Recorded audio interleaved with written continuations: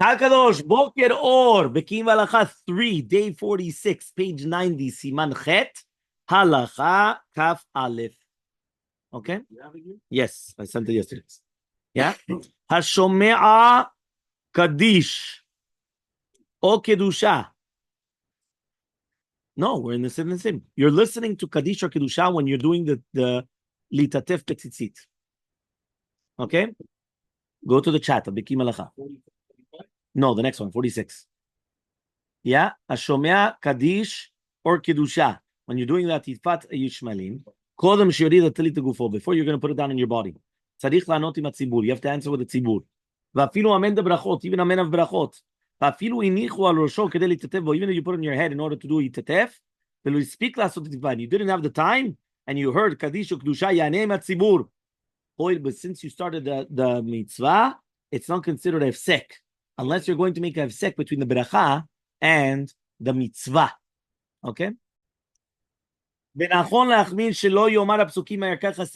say but until after you finish putting the talit down, when you finish. But if you said the psukim when you're putting it on, you don't have to make another bracha, because since you already started the mitzvah, there's no ifsek.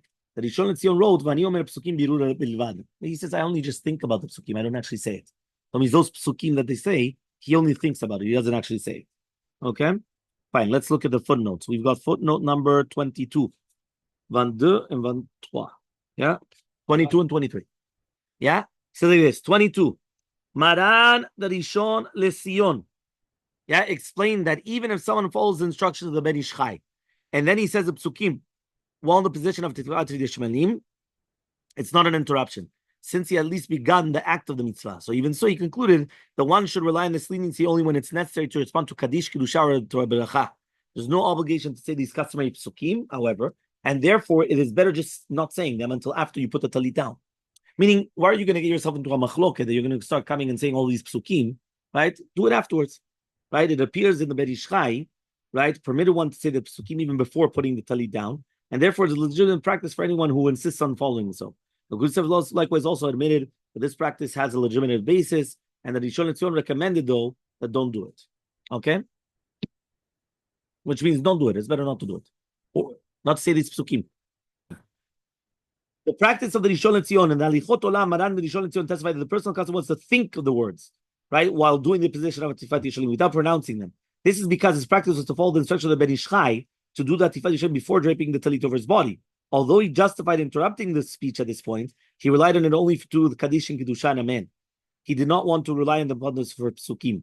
Alternatively, one may simply think of the words of the psukim without saying them, and this was the preferred choice of Maran himself, meaning Rav Ovadia in your mind. You don't actually say it. Akol b'machshava. Okay? Number 23. Yeah? According to Maran, the Rishon LeZion testified that although Maran ruled, right, in the Shulchan Aruch, that according to the opinion of the Sefer Yitur, that it is not necessary to do a Tifat Yishmalim when putting on the talit, the common custom is to do that.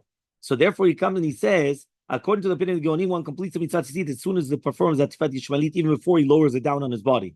If so, there's certainly nothing wrong with responding to Kaddish Kedusha at that time. Even according to Sefer Yitur, once a person has done the mitzvah of the Tifat Yishmalim, he may interrupt immediately. Right? Although Rav Zalman explained that even though the one who performs the mitzvah, he's still, right, we still must wrap the talit around the bodies in order to fulfill the mitzvah. He would still agree also the principle allowing necessary interruption right after beginning the mitzvah. The same principle is applied by the Rokeach, citing Rabbeinu Tam, that if someone spoke after hearing only some of the shofar blasts, it is not a fatal interruption, right? And the blessing can still be valid. It means, imagine, they did the Tkiyat Shofar, the bracha, they start, and in the middle he talked. But he already heard some. So it's meaning it's not the worst, meaning it's not good, he's not allowed to. But if he did, we can't shoot him. Why? Because at the end of the day, he already did part of the mitzvah.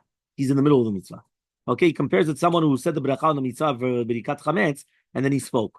Likewise, the Rashba ruled that if someone spoke in the middle of the Megillat Esther, he may simply just continue reading. It is a fatal interruption only if he interrupts after the bracha before the mitzvah. But once he began the mitzvah, then it's not the worst case scenario. Okay, again, obviously, but it's not. So the Rishon LeZion brings down an oti leolam, explaining that the act of placing the talit on one's head is the start of the fulfilling the mitzvah, and therefore one may already respond to Kedusha the second you put it on your head. Meaning even before doing any type of atifa, the second you put it on your head, you started the mitzvah. Now you could answer Kaddish and Kedusha. Okay. What do you mean after putting on the head, you're allowed to answer. When you goes down on your body, now you could talk regular. Okay.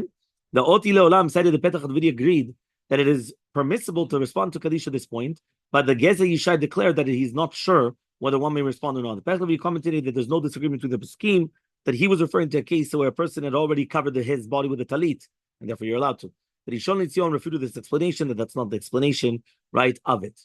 The Maaseh Nisim also states that there's no proof from the Ben Ish Chai, since he followed the opinion of Geonim, that one fulfills the mitzvah entirely by doing Atifat Yishmaelim. The Rishon LeZion, though, was saying that no, that you need also a part of your body.